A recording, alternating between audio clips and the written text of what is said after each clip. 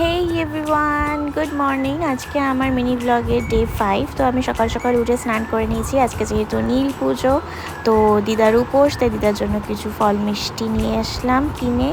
তারপর এখানে একটু শরবত করে দিলাম মামাকে। আর দিদা দেখো এখানে পুজো করছে। আমি রোদে ঘুরে ঘুরে ভীষণ ক্লান্ত হয়ে গেছি, ভীষণ ট্যান পড়ে গেছে আমার মুখে। তো এখানে সব পুজোর জিনিস রাখা আছে। আমাদের বাড়িতে একটা নিয়ম আছে যে আজকের দিনে আম না দিলে শিবের মাথায় আমরা আর আম খাওয়া স্টার্ট করতে পারি না। তো তোমাদের কার কার এই নিয়মটা আছে আমাকে অবশ্যই জানাবে। এখানে মন্দিরেও পুজো হচ্ছে। দাদা চলে গেল অফিস, আর আমার শ্যুটের জন্য একটা ফুল লাগতো, ফুলের মালা, সেটা নিয়ে এলাম। এখানে মাসিও চলে এসেছে। তারপর মামাকে খেতে দিয়ে দিলাম। তারপর আমি সবার জন্য একটু চা করছি, যেহেতু সবাই আজকে উপোস, মাসিরা, দিদা সবাই আজকে উপোস। তো সবার জন্য আমি একটু এখানে চা করে দিচ্ছি।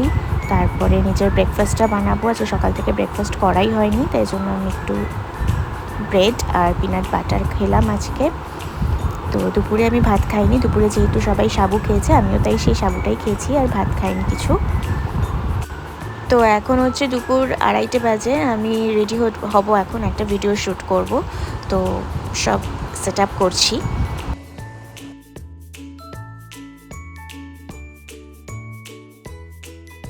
তো আমার ভিডিও শ্যুট করা কমপ্লিট।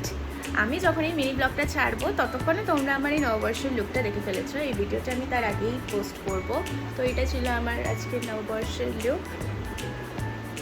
তো মা এখানে নীলের বাতি ধরাচ্ছে, যেহেতু মাও আজকে উপোস। তারপরে দেখো একটা বাচ্চা গরু এসেছিলো, মা ওকে খেতে দিল। তো তারপরে আমি রাতে ভিডিওটা এডিট করতে বসলাম, আর এভাবেই আজকে দিনটা শেষ করলাম। বাই।